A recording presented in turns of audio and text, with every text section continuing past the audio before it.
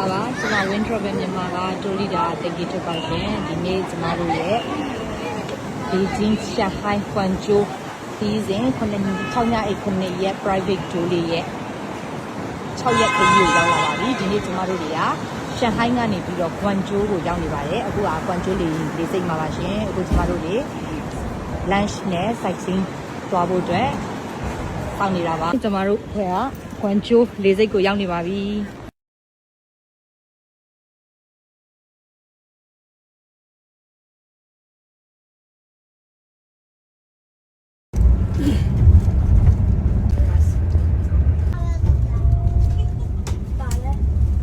我们年纪大了，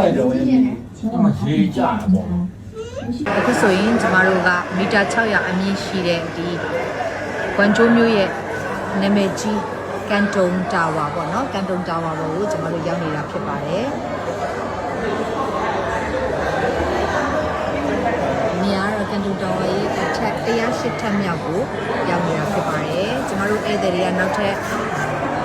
အပေါ်တက်ပြီးတော့ Bubble Trend စီးမှာဖြစ်ပါတယ်ရှင်။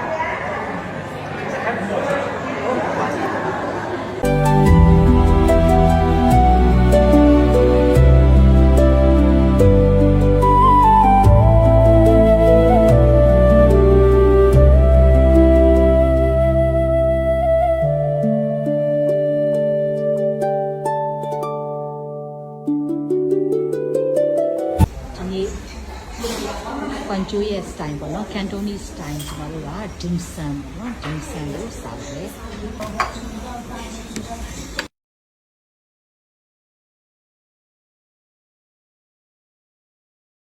ဆိုရင်တော့ကျမတို့ကကွမ်ကျိုရဲ့အစီကားဆုံးနေရာဖြစ်တဲ့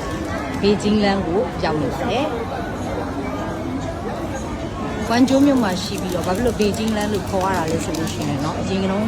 ဒီနေရာမှာဘယင်းနေရဲ့နာမည်ဒီပေါ့နော်နာမည်ဒီနဲ့လမ်းတွေကိုပေးထားတယ်1966လဲကြာတော့ဒီ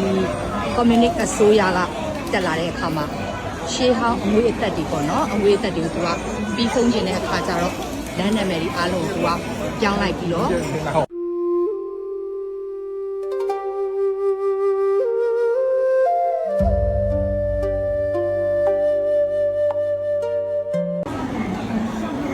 ုရားကျောင်းကိုတော့ Darfur Temple လို့ခေါ်ပါတယ်ဘုရားဘာသာဘုရားကျောင်းတစ်ခုပါ